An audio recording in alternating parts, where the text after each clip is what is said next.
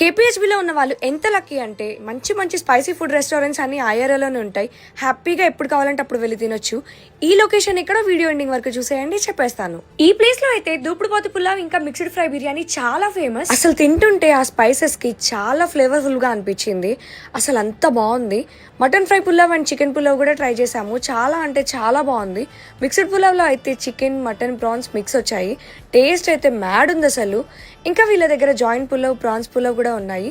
మేమైతే ఇచ్చి పడేసాం. అంతేకాదు వీళ్ళు రీసెంట్ గా క్షత్రియ దిల్వాలా మటన్ బిర్యానీ అనేది కూడా రీసెంట్ గా లాంచ్ చేశారు. అదైతే మస్ట్ ట్రై ఐటమ్ అని చెప్పాలి. ఇంత స్పైసీ ఫుడ్ తిన్నాక చల్లగా ఏదైనా తినాలి కదా.